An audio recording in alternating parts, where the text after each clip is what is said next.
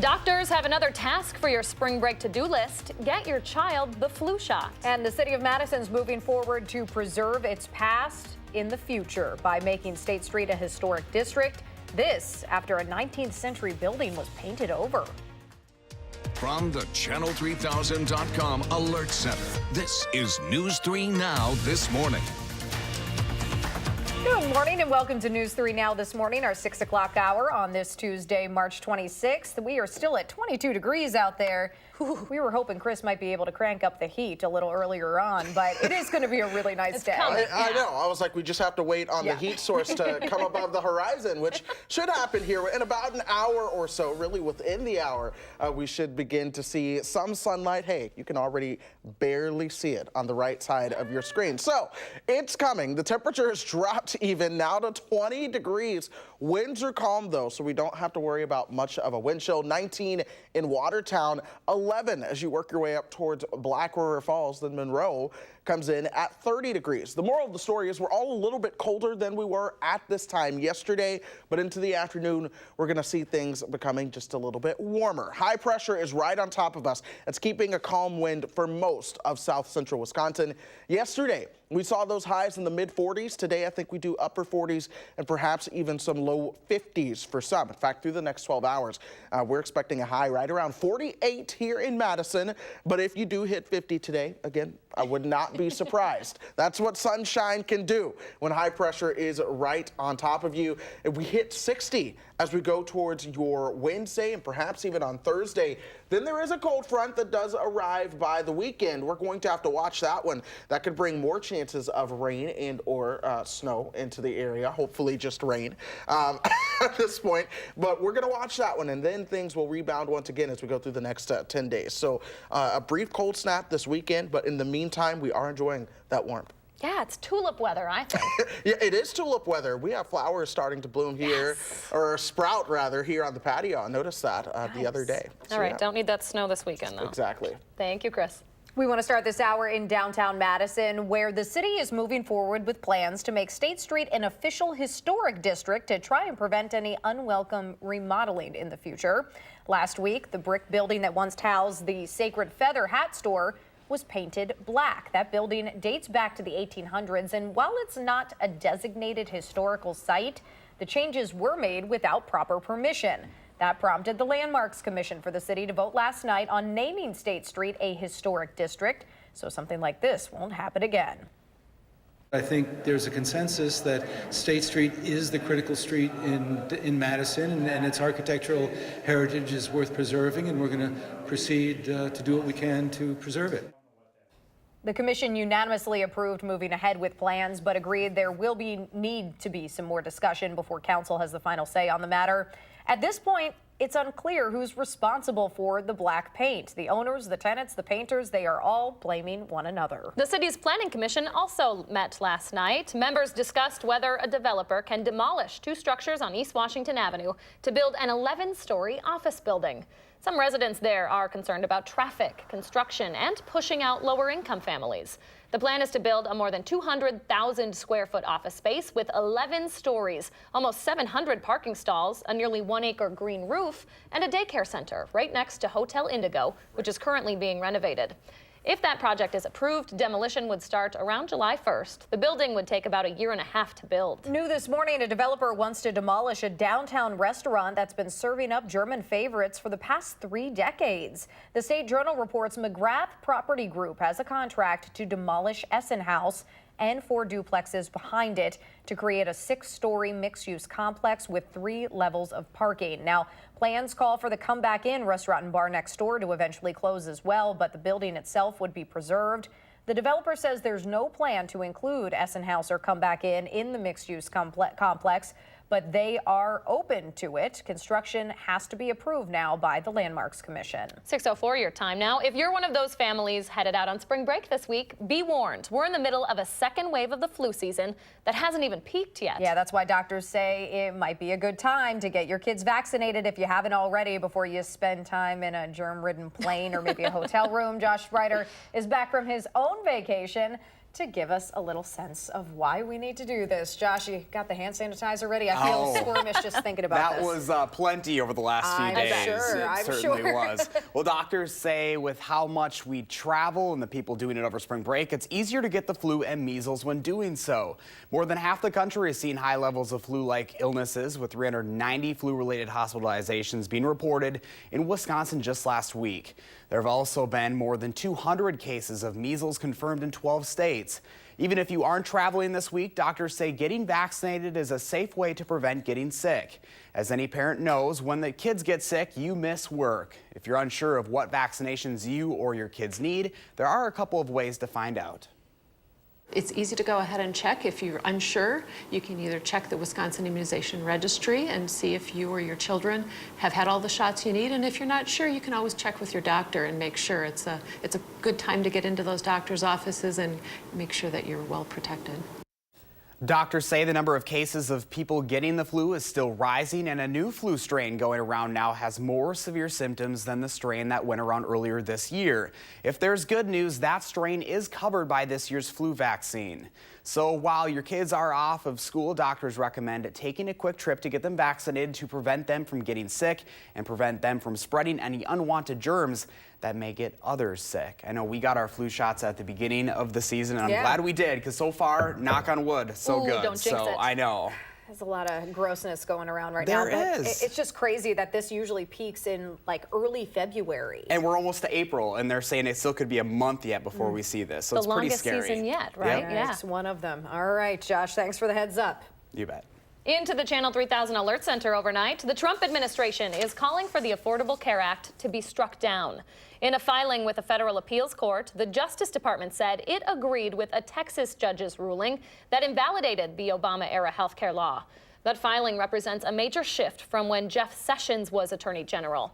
At that time, the administration had argued that certain protections for people with pre-existing conditions couldn't be defended, but the rest of the law could still stand. Wisconsin is now one of dozens of states investigating the country's top opioid distributors to see if they're at least partially responsible for the epidemic. Attorney General Josh Kaul announced the states joining that year-and-a-half-long investigation, which is specifically looking into AmerisourceBergen, Cardinal Health, and McKesson. Together, Kaul's office says those companies control about 90% of the country's opioid supply. The goal is to determine if marketing or sales practices are actually making the epidemic worse. By joining together with multiple states, we are able to pool our resources and hopefully be able to work together to investigate, in this case, the distributors. The State Department of Justice is also including money for drug trafficking investigations, additional digital forensic examiners, and community policing grants in its latest budget proposal. In 2017 alone, more than 900 people died of an opioid overdose here in Wisconsin. We could learn later today whether laws passed during last year's lame duck session will be put on hold. 5 unions filed a lawsuit in Dane County last month, arguing the laws violate the separation of powers. Yesterday, Dane County Judge Frank Remington heard hours of oral arguments in that case. The laws were passed by Republican legislators just weeks before the governor and attorney general took office, limiting their powers. The judge could issue a preliminary injunction to block those laws or just parts of them. More local news this morning. The governor will spend most of his day here in southern Wisconsin. This afternoon, he's focused on ways the state can keep people in the workforce and out of jail. The governor will be joined by representatives from the Department of Workforce Development and local employers at the Oak Hill Correctional Institute in Oregon. That facility was the first state prison to open up a job center late last year. In the 3 months since, it's helped inmates with their resumes and interview skills, helping them to land a job once they're released. State numbers have shown people are less likely to reoffend if they have work once they are out of jail. 6:09 your time now. A local nonprofit is helping culinary students prepare to serve customers who have trouble seeing. We'll take a look at their Dining in the Dark experience and how it helps servers learn to be more inclusive. And the dark on the horizon should be broken up by sunshine in about 40 minutes here. We will get up around 50 today, near 60 tomorrow. You're starting to see some of that sunshine right now. Chris gets to pass along all that good news when News 3 Now This Morning returns.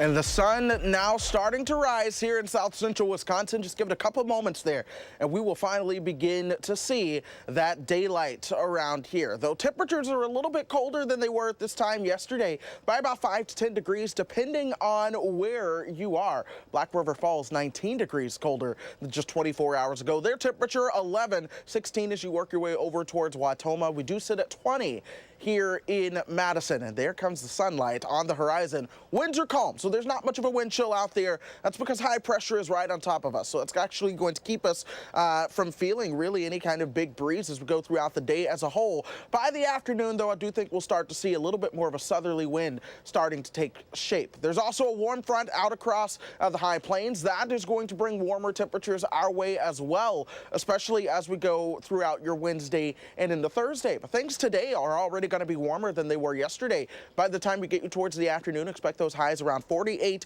towards 50 degrees. And I do think that 50 is going to be possible for at least someone out there today. High pressure works its way towards the east as we go through your Tuesday night and into Wednesday. That allows for those warmer temperatures to really begin to build their way on into town. But watch what happens as we head into Thursday. This cold front starts to arrive from the north and west. I don't think that's going to bring any rain, but I do think it does bring some cloud cover for us Wednesday night, and during the day on Thursday, there's the slightest chance of a shower, but I do think most of us stay dry on Thursday. It's a region of low pressure that develops along this front as it pushes southward that I think we're going to have to watch. That's going to set the stage for perhaps some rain and or snow as we get into the weekend, so stay tuned on that one. Let's focus on today first. Expect those temperatures to warm up again towards 48 degrees, cooling down tonight towards about 32 to 30 degrees or so. Some passing cloud cover is possible overnight tonight.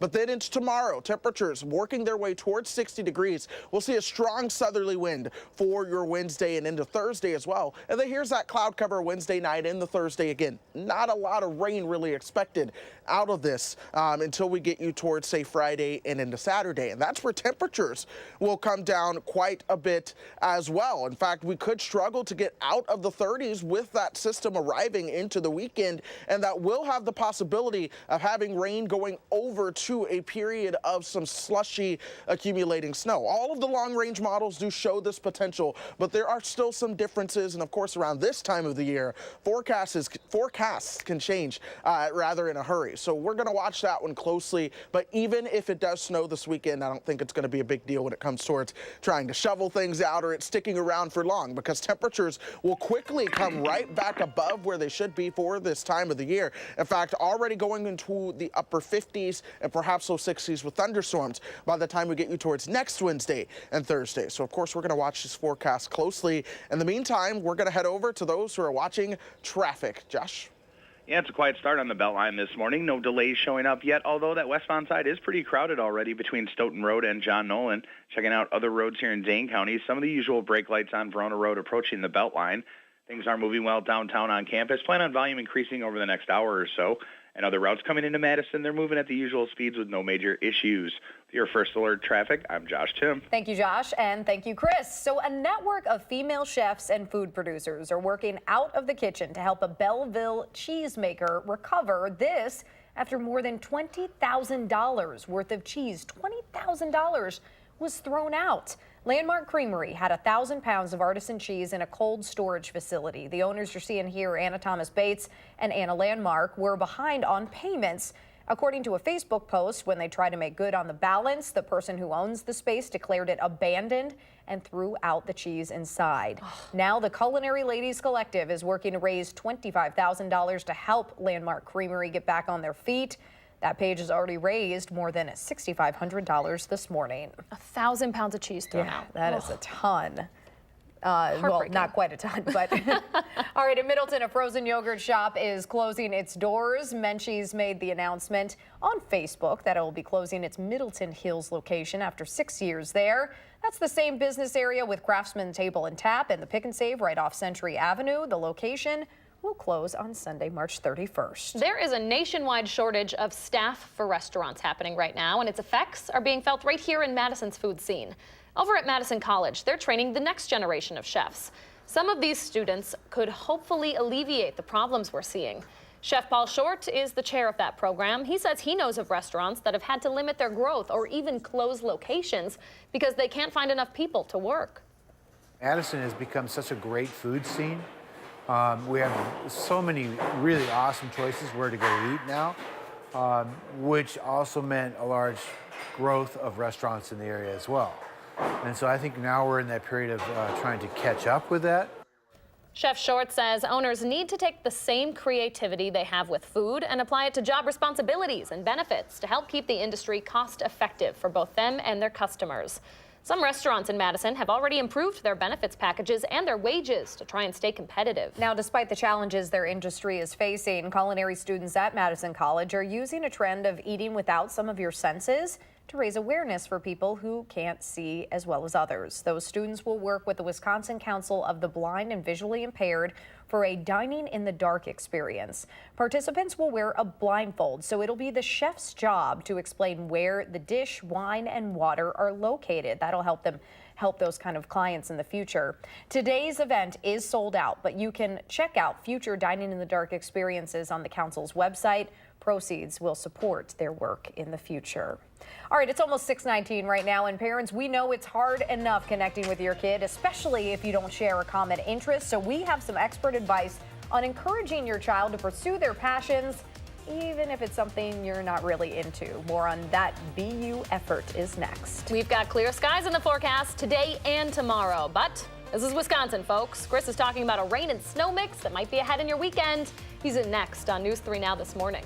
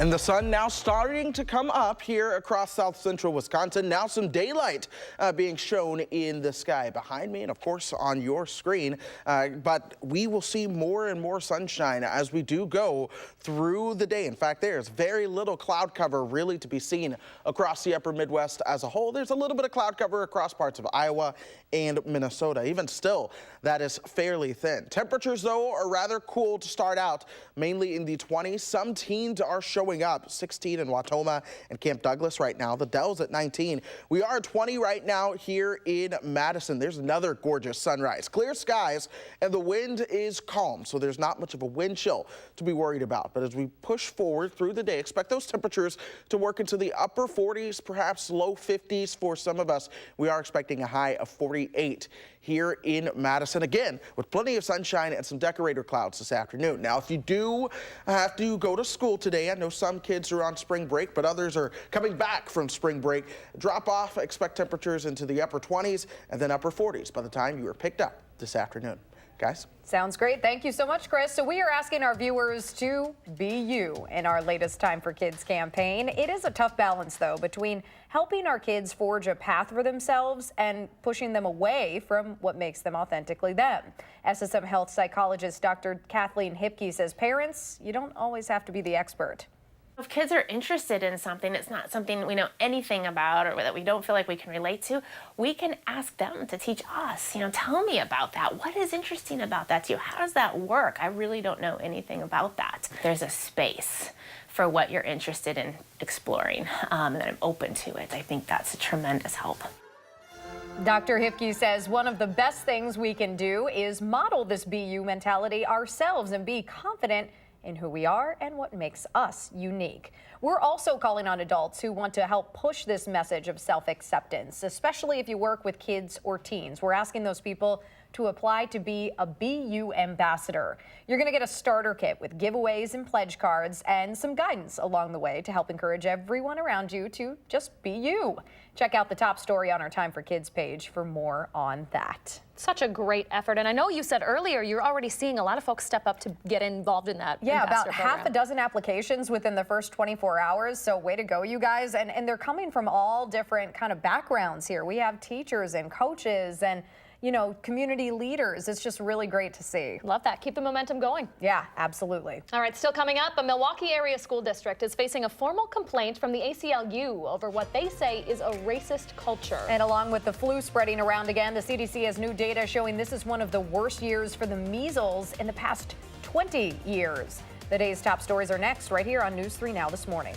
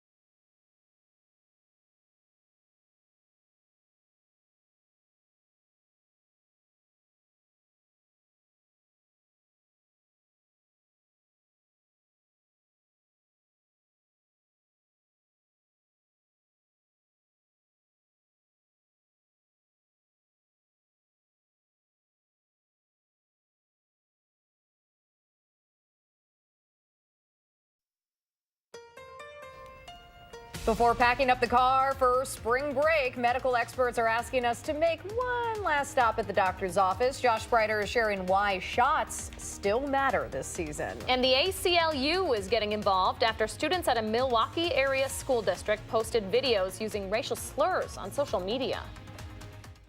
From the Channel3000.com Alert Center, this is News 3 Now this morning. Good morning, everybody, and welcome to the final half hour of News 3 Now this morning on this Tuesday, March 26th. And we all know Chris Reese loves the weather, right? So maybe that's why he's throwing everything but the kitchen sink into this forecast. Why not? He's just a people pleaser, pleasing everyone with this forecast, right, Chris? Yep, there's a little bit of everything, no matter what it is you like, except for extreme heat coming up in the forecast. In the meantime, today is going to be another beautiful day. Already a beautiful sunrise starting to take shape. The temperature at 20 degrees. So yeah, we're a little bit chilly out there. 25 as you work your way down towards Janesville. Then you have Black River Falls at 11. But all of us are going to do pretty well as we head into the afternoon. Temperatures are about 5 to 10 degrees colder than they were at this time yesterday. So it is a colder start to the morning, and high pressure on top of us is keeping the wind calm. But with that high pressure in play and the sunshine, I think our temperatures are going to do better than we did for those highs on yesterday. In fact, yesterday we saw highs right around 44 to 45 degrees. This afternoon, I think we're going to go 48 to 50 degrees for those highs. So a couple degrees warmer, and just enough that you may be able to notice that as you step outside this afternoon. Temperature trends, though, as we go through the next 10 days, this is where you have a little bit of everything in the forecast. By the weekend, we may actually struggle just a little bit to get out of the 30s, and there is a chance for some rain and snow this weekend. By the time we get you towards Wednesday and Thursday of next week, we have lightning and thunder back in the forecast, and of course days of sunshine in between. So certainly enjoy whatever weather you like on whatever day that it comes as we go through the next couple of days. Here is traffic right now. This is Rimrock and the Beltline. So far moving smoothly. No big issues showing up really at all for the most part. Traffic maps are green across the city of Madison. Most routes cruising along with no major crashes or delays, guys. Bring the shades, though, most definitely. Right, Chris?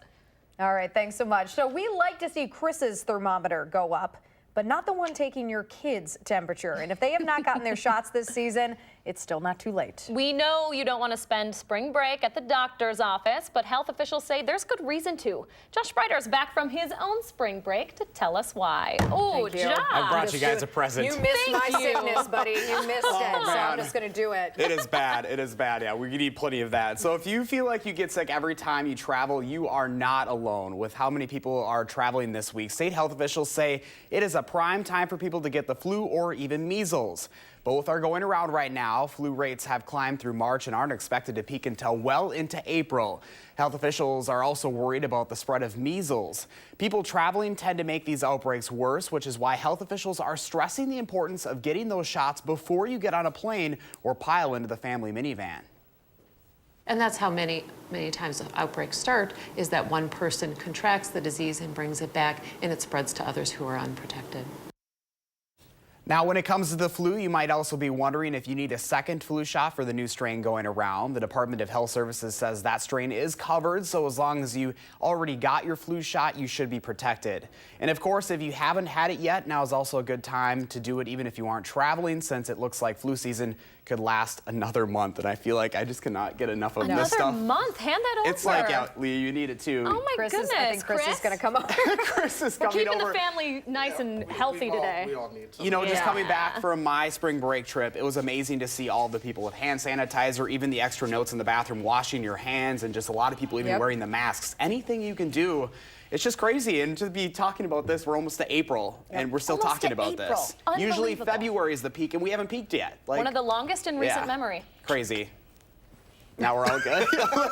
Little extra. Yeah. Can't have enough. All right. Josh Breiter reporting for us. Thank you, Josh. You bet. So as Josh mentioned, the measles, so far this year, the CDC is reporting at least 314 cases. That is the second highest number in more than 2 decades. 46 more cases have popped up across the country this past week alone. Measles has been reported in 15 states, with the largest outbreaks in Washington state and New York. Measles is a vaccine-preventable respiratory illness. It was eliminated in the United States in 2000, but it's circulating again as people who aren't vaccinated come to visit and spread the disease to others. Court records say the woman killed in Beaver Dam's first homicide in nearly 30 years had a restraining order out against the man accused in her murder. Stacia Hollinshead was an Illinois assistant state attorney who'd started on the job just last fall. Court records show Hollinshead had filed for divorce from the man behind bars in her death. That's Ulysses Medina Espinoza. She'd also sued for child support. The DeKalb County State Attorney's Office called the situation a domestic violence case. A local organization is now making sure other victims out there have access to support resources. We know that violence happens in all communities, but we don't always hear of it happening right in our own, especially to this extreme. That right there is Teresa Nenow. She's the executive director of PAVE, a social support organization in Dodge and Jefferson counties. She says PAVE offers judgment-free support 24/7. You can find more information about the services they offer over on our website, channel3000.com, or by simply calling the hotline at that number right there on your screen at any time. Into the Channel 3000 Alert Center overnight, firefighters in Cross Plains are investigating a fire overnight along the main route through that city. A call came in around 12:30 this morning for a fire at Coach's Club along Highway 14. The fire was contained to the kitchen and there were no injuries reported. Crews did stay on the scene, though, overnight and closed lanes of that main street for a couple hours. The cause of the fire is still under investigation. Also into the Channel 3000 Alert Center, Madison police are investigating a robbery overnight at a motel near Easttown Mall. Officials say around 2:30 this morning, two people came into the Super 8 motel and asked about a room. As the clerk checked his computer, one of them allegedly pulled out a handgun. Officials say the suspects checked the desk area for valuables and then ran away. New this morning, the ACLU of Wisconsin is getting involved over complaints of a racist culture at a Milwaukee area school district. A formal complaint by the ACLU says Greendale schools aren't doing enough to fight what some students call a growing atmosphere of racial hostility. In the last month, a video posted to social media shows high schoolers laughing and using racial slurs. Another video reportedly involves a fifth grader. The ACLU is calling for immediate action. When you've got a systemic racial problem, an individual response isn't enough. So it's fine if they want to take disciplinary action against individual students, but when you have this number of incidents spanning the elementary school through the high school, it's clear that a more systemic response is needed. The ACLU is also calling for more extensive training for teachers on prevention and intervention. There's an effort here in Madison to make sure everyone has access to safe drinking water. The city's sewage district is working with a nonprofit called Project Home to make sure drinking water in low and moderate income neighborhoods is being properly filtered. A $12,000 innovation grant will help fund 10 high-efficiency water softeners to reduce chloride levels. The sewage district is also asking for your help to reduce the amount of chloride that gets into the waterways. You can find more information on optimizing your water softener on the sewage district's website. That's madsewer.org. All right, it is almost 6:37 on this Tuesday morning. 4 employees shot in a Middleton office building last fall are officially back at work. The story's ahead in the morning sprint. And it's not quite time to start thinking about catching a game at Lambeau Field, but we're looking ahead to their first regular season game anyway, and it's against a pretty big rival. That's when News 3 Now This Morning returns.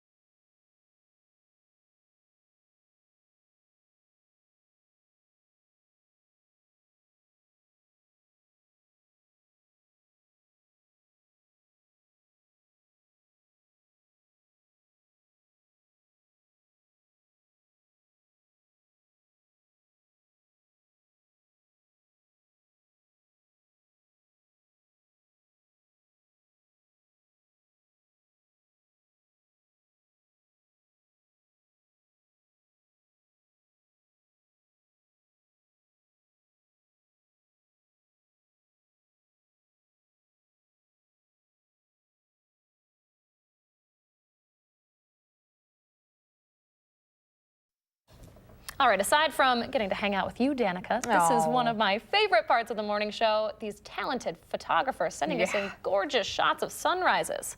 Plus, we hopefully get to see it earlier and earlier and earlier now, so that's good news for us, too. Just another pro. Thanks so much for sending this one in, Denise. What does your morning look like? Take a picture, post it on Facebook or on Twitter, and use the hashtag MyNews3Morning so we can find and share our favorites right here on the program. The Badger women's hockey team is still probably coming down from Cloud 9 this morning after winning its first national championship in 8 years. Those ladies got a well-deserved homecoming yesterday at the Kohl Center.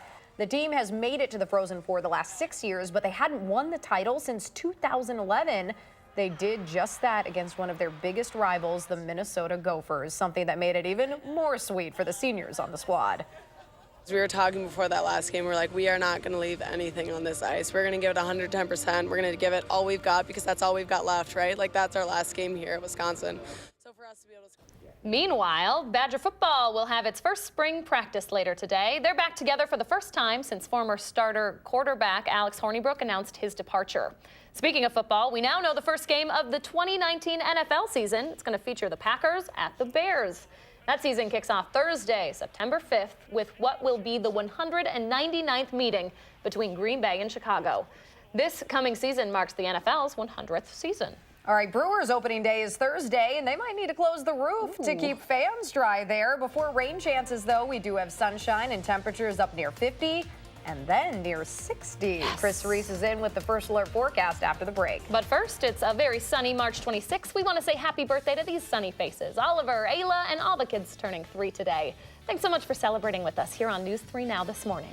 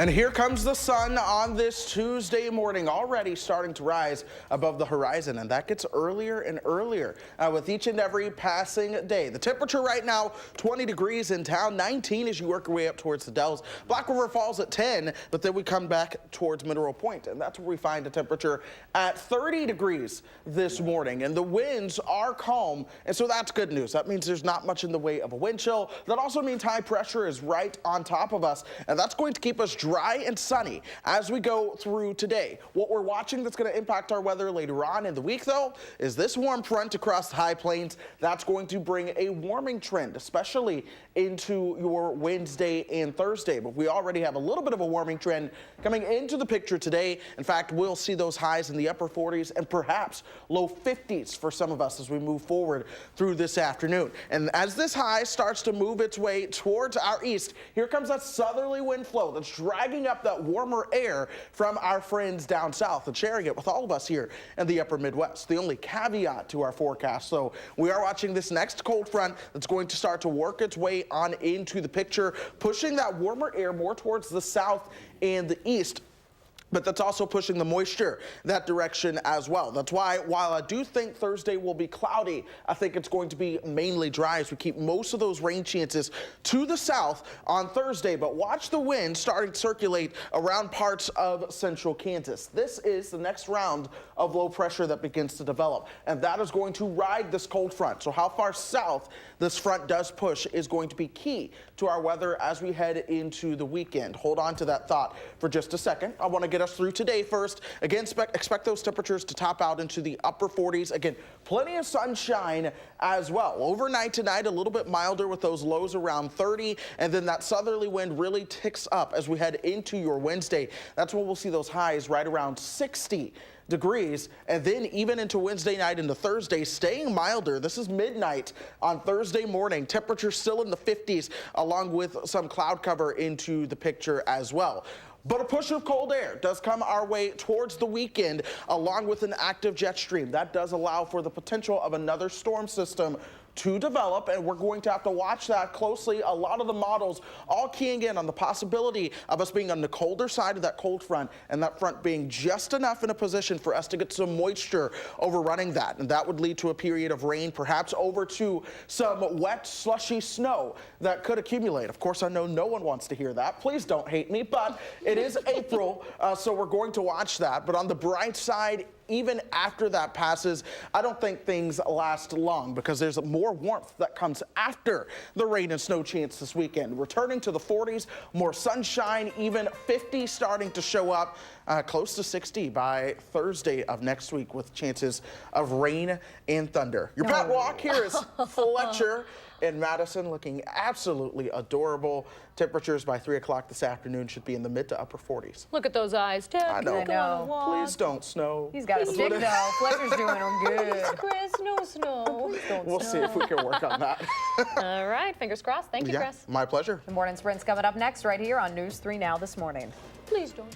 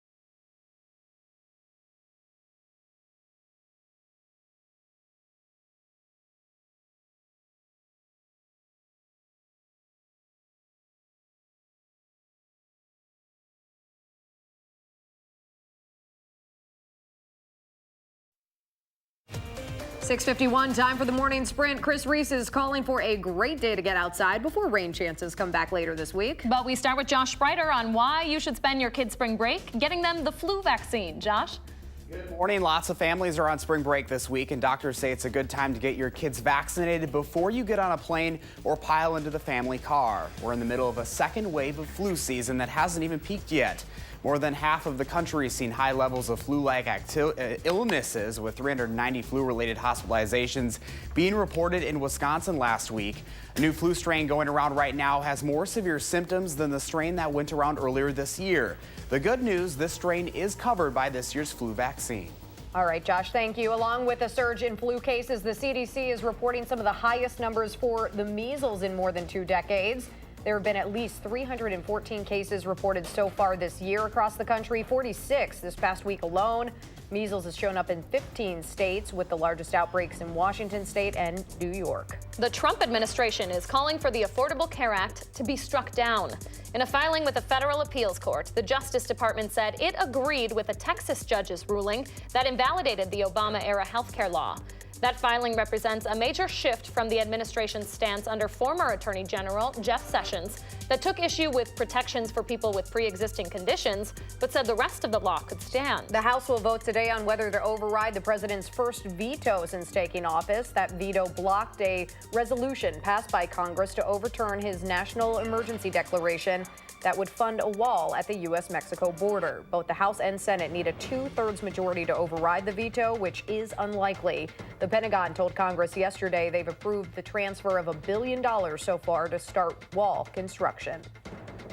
High pressure stays in control for us, keeping that sunshine around as we go through most of today. We are going to watch this warm front, though, bringing in warmer temperatures for the middle of the week. Outside right now, temperatures are mainly in the teens and 20s, but as we go through the rest of your Tuesday, expect plenty of sunshine and temperatures topping out in the upper 40s and low 50s this afternoon.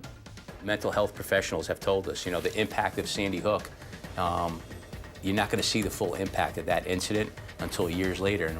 That is Newtown, Connecticut's police chief talking about the 2012 shooting at an elementary school. The Sandy Hook community is dealing with another loss this morning after the father of a 6-year-old girl who was killed took his own life. Officials say Jeremy Richmond's body was found at his office yesterday with no signs of foul play. The nonprofit he helped co-found to combat violence released a statement saying his mission will continue to be carried out. Employees at a Middleton software company, including the ones who were shot by their co-worker, are back at the office this morning. Paradigm, formerly known as WTS Paradigm, posted on Facebook that the office has been repaired and remodeled since last September's workplace shooting. 4 employees were shot in all, and all of them have come back to their full-time positions. The shooter was shot and killed by law enforcement. Madison police are investigating an overnight robbery at a motel near the Easttown Mall. Officers say around 2:30 this morning, 2 people came into the Super 8 motel to ask about a room. Then, as the clerk checked his computer, one of them pulled out a handgun. Police say those suspects checked the desk area for valuables, then ran off. Firefighters in Cross Plains are looking into the cause of a fire at a tavern along Highway 14 overnight. The call came in around 12:30 this morning for a fire at Coach's Club. The fire was contained to the kitchen. No injuries were reported, but crews stayed on scene overnight and closed some lanes off on that main street for a couple hours. When you've got a systemic racial problem, an individual response isn't enough. The ACLU of Wisconsin wants immediate action over what students at a Milwaukee area high school are calling a growing atmosphere of racial hostility. Last month, a video posted to social media shows Greendale high schoolers laughing and using racial slurs. Another video involves a 5th grader. The ACLU is calling for systemic change and more training for teachers on prevention and intervention. We expect another decision today on the laws passed during last December's lame duck session. 5 unions filed a lawsuit last month arguing those laws violate separation of powers laid out in the state constitution. A Dane County judge heard hours of arguments yesterday and could now issue a preliminary injunction to block the laws or parts of them. Republican lawmakers have already said they plan to ask for an appeal that temporarily blocked those lame duck laws. If you're planning a vacation to Door County this summer, there might be another 70 acres of campground for you to choose from. Wisconsin Public Radio reports the Door Bluff Headlands Park is looking at a $500,000 expansion. The Parks Department there says no tax dollars will be spent on the purchase, but rather grants and donations. The deadline for that deal is July 15th. It is almost 6:57. Let's get one more check on traffic with Josh Tim. Hi, Josh. Yeah, good morning. Starting to pick up westbound on the Beltline. Brake lights now between Stoughton Road and John Nolan. Give yourself an extra minute or two. Inbound side of John Nolan, you're tapping the brakes at Rimrock and Olin Avenue. That's going to add a minute heading into the downtown area. And other routes coming into Madison, still moving at the usual speeds with no major issues. Your First Alert Traffic, I'm Josh Tim. Thank you very much, Josh. We continue to see more sunshine out there today. It is going to be a beautiful Tuesday afternoon for all of us. Temperatures right at 21 degrees right now, but as we go through the rest of the afternoon, we are talking highs topping out around 48, perhaps a 50 showing up for someone in there. But we do have rain chances along with some snow chances coming in this weekend before more warmth and chances for thunderstorms by this time next week. A lot going on in that forecast. All right. Thank you, Chris. My and thanks pleasure. so much for joining us this morning. Enjoy that sun out there today. And we'll see you back here tomorrow morning for News 3 Now This Morning.